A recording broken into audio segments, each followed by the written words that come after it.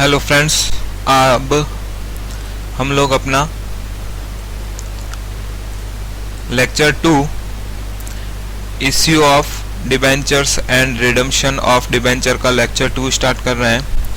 ऋण पत्रों का निर्गमन एवं मोचन, इसका पार्ट 2 स्टार्ट कर रहे हैं। आज हम लोग इस लेक्चर में दो टॉपिक डिस्कस करेंगे।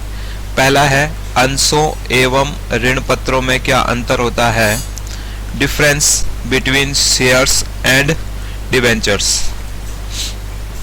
उसके बाद में हमारा दूसरा टॉपिक होगा ऋण पत्रों के प्रकार, टाइप्स ऑफ डिबेंचर, कितने प्रकार के डिबेंचर्स होते हैं। चलिए शुरू करते हैं। फर्स्ट टॉपिक हमारा अंशों एवं ऋण पत्रों में अंतर। देखते हैं कि अंशों और ऋण पत्रों में क्या अंतर होता है। सबसे पहले अंतर के आधार पे स्वामित्व यानी कि मालिकाना हक किसमें होता है। अंश के अंदर जो अंश के जो धारक होते हैं वो कंपनी के क्या होते हैं, स्वामी कहलाते हैं। जबकि ऋण पत्र जो होते हैं वो कंपनी के ऋणदाता कहलाते हैं, कंपनी के स्वामी नहीं कहलाते हैं, क्योंकि इन्होंने कंपनी को ऋण प्रदान किया है, इसलिए वह ऋणदाता है और अंशधारक कंपनी के स्वामी है। सेकंड, हिस्सा। अंश कंपनी की पूंजी का हिस्सा होते हैं। जो कंपनी की जो पूंजी होती है उसमें अंश हिस्सेदार होते हैं। जबकि ऋण पत्र जो है वो क्या है, एक ऋण की स्वीकृति है, ये एक लोन है, लोन का पार्ट होते हैं। और जबकि अंश जो है वो कंपनी की पूंजी का हिस्सा है और ऋण पत्र जो है वो ऋण की स्वीकृति यानी कि ऋण का हिस्सा है। उसके बाद में अवधि, पीरियड अंश निर्गमन जो है वो दीर्घकालीन स्थायी पूंजी प्राप्त करने के लिए जारी किए जाते हैं। अंश लंबे समय के लिए स्थायी पूंजी होती है, जबकि ऋण पत्र दीर्घकालीन एवं मध्यकालीन स्थायी पूंजी प्राप्त करने के लिए जारी किए जाते हैं। यह दीर्घकालीन और मध्यकालीन यानी कि अंशों से पहले इनका भुगतान हो जाता है, इसलिए ये मध्यकालीन भी कहलाते हैं। फिर नेक्स्ट है लाभांश या ब्याज। किसको लाभांश प्राप्त होता है और किसको ब्याज प्राप्त होता है। अंशों को क्या है कि लाभ की स्थिति में अगर जब लाभ होगा तो अंश धारकों को क्या मिलेगा, लाभांश दिया जाएगा। जबकि कंपनी में कहा गया है, जबकि ऋण पत्र में कहा गया है कि कंपनी को लाभ हो या ना हो, कंपनी को अगर जो लाभ हो रहा है तो ठीक है और नहीं हो रहा है तो भी ऋण पत्रों पर ब्याज जो होता है वो हमें देना ही पड़ेगा, भले ही प्रॉफिट हो चाहे ना हो, ब्याज तो देना ही पड़ेगा। जबकि अंशों में हमको प्रॉफिट होगा तो भी हम लाभांश देंगे, अन्यथा लाभांश नहीं देंगे। फिर नेक्स्ट है पुनर्भुगतान यानी कि वापस रीपेमेंट करने का। कंपनी अंशों में यानी कि अंशधारकों को अपने जीवन काल में सामान्यतः अंशों का भुगतान नहीं करती है। आपने कंपनी का शेयर खरीद लिया है तो कंपनी अपने लाइफ टाइम में नॉर्मली क्या करती है, इसका वापस आपको रीपेमेंट नहीं करेगी। जबकि ऋण पत्र में क्या होता है कि जब ऋण पत्र जारी किए जाते हैं तो एक निश्चित अवधि पहले से ही तय की जाती है और उस निश्चित अवधि के बाद में ऋण पत्रों का शोधन या पुनर्भुगतान यानी कि उनका रीपेमेंट करना पड़ता है। एक जब ऋण पत्र जारी करते हैं तो एक टाइम पीरियड फिक्स हो जाता है और वो टाइम पीरियड आने पर ऋण पत्र धारकों को जो ऋण उन्होंने दिया था उसका भुगतान करना पड़ता है, जबकि अंशों में ऐसा नहीं होता है। फिर नेक्स्ट है बट्टे पर निर्गमन, कि आप डिस्काउंट पे जारी कर सकते हैं कि नहीं कर सकते हैं। अंशों को बट्टे पर निर्गमन जारी नहीं किया जा सकता है। पहले के कंपनी अधिनियम में बट्टे पर जारी किया जा सकता था, मगर 2013 कंपनी अधिनियम में अंशों को बट्टे पर जारी नहीं किया जा सकता। जबकि ऋण पत्रों को बट्टे पर जारी किया जा सकता है, इस पर कोई प्रतिबंध नहीं है किसी भी प्रकार का। सुरक्षा के नजरिए से देखते हैं तो अंश जो होते हैं वो सुरक्षित नहीं होते हैं, किसी भी प्रकार की संपत्ति के प्रभार में नहीं होते हैं। अंश सुरक्षित नहीं है ऋण पत्रों की तुलना में। जबकि ऋण पत्र जो होते हैं वो कंपनी की संपत्तियों पर प्रभार द्वारा क्या होते हैं, सुरक्षित होते हैं। यानी कि अगर जो कंपनी के पास पैसा नहीं है तो वो जो संपत्ति ऋण पत्रों के बदले में गिरवी रखाई गई है उसका हम लोग क्या करेंगे, बेचकर ऋण पत्रों का भुगतान करेंगे।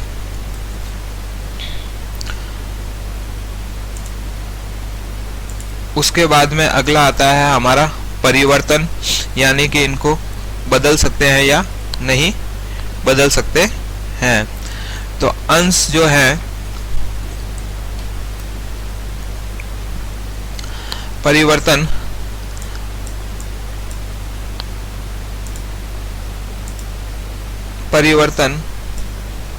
अंशों को सामान्यतः अन्य प्रकार की प्रतिभूतियों में परिवर्तित नहीं किया जा सकता है। अंशों को हम लोग क्या कर सकते हैं, बदल नहीं सकते हैं, मगर ऋण पत्र धारकों के पास उनको अपने बदलने का ऑप्शन अवेलेबल रहता है।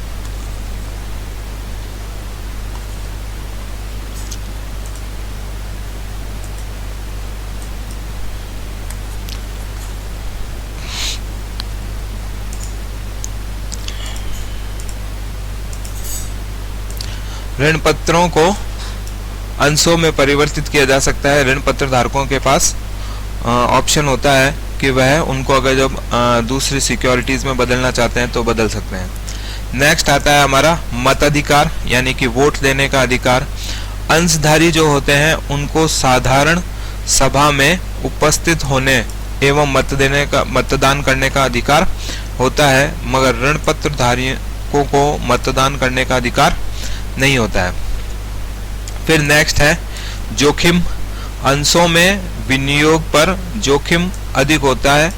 ऋण पत्र की तुलना में इनके पास जोखिम अधिक है क्योंकि इनके ऊपर प्रभार भी नहीं है, जबकि ऋण पत्रों में क्या होता है, संपत्ति प्रभार के रूप में उपलब्ध होती है। तो अंशों की अपेक्षा में इनमें जोखिम जो है वो क्या होता है, कम होता है। तो ये हमने अंश तथा ऋण पत्रों में अंतर पढ़ा। एक बार फिर से देखते हैं।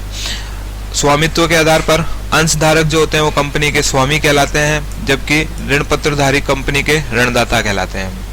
हिस्सा अंशों का कंपनी की पूंजी में हिस्सा होता है, ऋण पत्रों में कंपनी में नहीं, वो ऋण में उनका भागीदारी होती है। अवधि अंश दीर्घकालीन स्थायी पूंजी के लिए जारी किए जाते हैं, जबकि ऋण पत्र जो होते हैं वह दीर्घकालीन एवं मध्यकालीन दोनों के लिए जारी किए जा सकते हैं। लाभांश या ब्याज अंशों के अंदर कंपनी लाभांश का भुगतान करती है, अंशधारक को लाभांश प्राप्त होता है और वह भी कब होता है, लाभ की स्थिति में उनको प्राप्त होगा। और ऋण पत्र धारकों को लाभ हो या नहीं हो उनको हमेशा ही ब्याज का भुगतान तो करना ही पड़ेगा। पुनर्भुगतान कंपनी अंशधारकों को अंशों का भुगतान अपने जीवन काल में नहीं करती है, जबकि ऋण पत्र धारकों को एक निश्चित अवधि के पश्चात उनके ऋण पत्रों का क्या कर दिया जाता है, भुगतान कर दिया जाता है। फिर नेक्स्ट है बट्टे पर निर्गमन। अंशों का क्या है कि बट्टे पर निर्गमन नहीं कर सकते हैं, जबकि ऋण पत्रों का बट्टे पर निर्गमन किया जा सकता है। सुरक्षा अंश जो होते हैं वो ऋण पत्रों की तुलना में कम सुरक्षित होते हैं और ऋण पत्र जो होते हैं वो कंपनी की संपत्तियों पर सुरक्षित होते हैं, कंपनी की संपत्तियों पर प्रभार के तौर पे सुरक्षित रहते हैं। फिर बाद में नेक्स्ट आ जाता है परिवर्तन। पर ऋण अंशों को क्या कर सकते हो, आप किसी भी अन्य प्रतिभूतियों में परिवर्तित नहीं कर सकते हो और ऋण पत्र धारकों के पास ये ऑप्शन अवेलेबल रहता है कि हम उनको दूसरे ऋण पत्रों को अंशों में परिवर्तित कर सकते हैं। फिर मताधिकार यानी कि वोट देने का अधिकार। अंशधारकों को साधारण सभा में उपस्थित होने एवं मतदान देने का क्या होता है, अधिकार प्राप्त होता है, जबकि ऋण पत्र धारकों को किसी भी प्रकार का वोट देने का अधिकार नहीं होता है। जोखिम अंशों में विनियोग पर जोखिम ऋण पत्रधारियों की तुलना में अधिक होता है और इनको अंशों की अपेक्षा कम जोखिम होता है।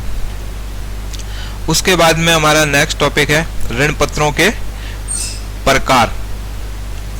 ऋण पत्रों को कितने भागों में बांटा गया है, तो ऋण पत्रों को उनकी विशेषता के आधार पर अलग अलग भागों में हमने बांटा है। सबसे पहले सुरक्षा के आधार पर, on the basis of security. सुरक्षा के आधार पर ऋण पत्रों को हमने दो भागों में बांटा है। सबसे पहले है सुरक्षित ऋण पत्र। वे ऋण पत्र जो कंपनी की संपत्तियों पर स्थायी या चल प्रभार से सुरक्षित रहते हैं।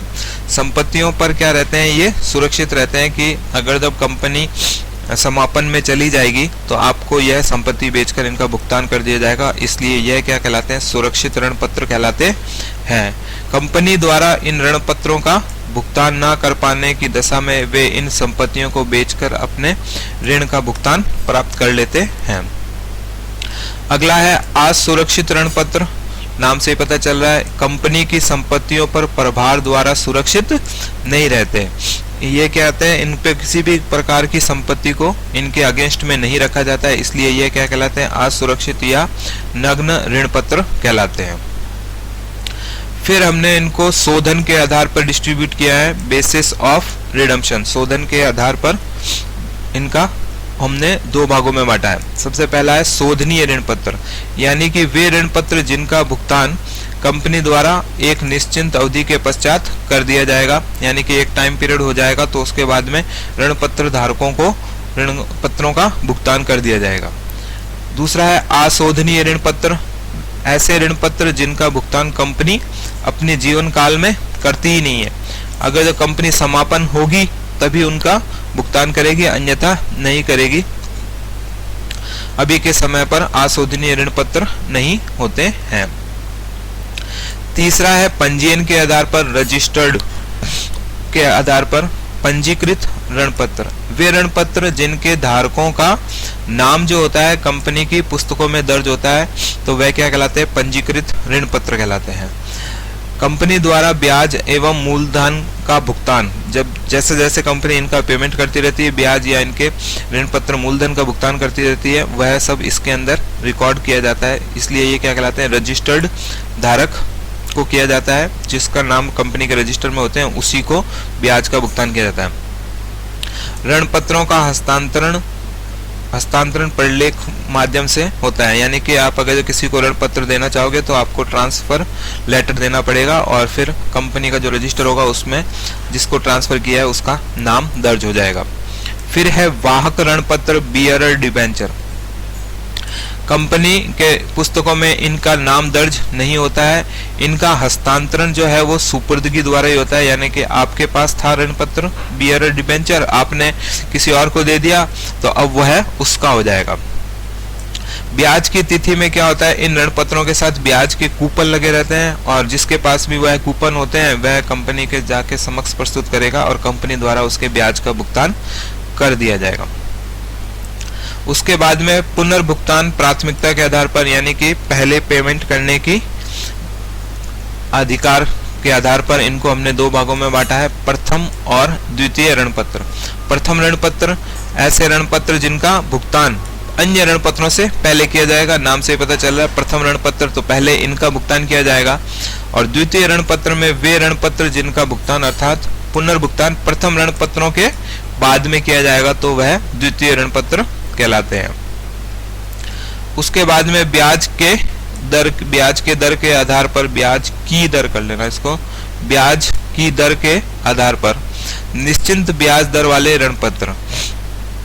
ये ऐसे ऋण पत्र होते हैं जिन पे ब्याज की जो दर होती है वह क्या निश्चित कर दी जाती है कि भैया जैसे 14% डिबेंचर तो इनको 14% की दर से ब्याज मिलेगा, 12% डिबेंचर इनको 12% की ब्याज से दर मिलेगा। दूसरे होते हैं शून्य ब्याज दर वाले ऋण पत्र।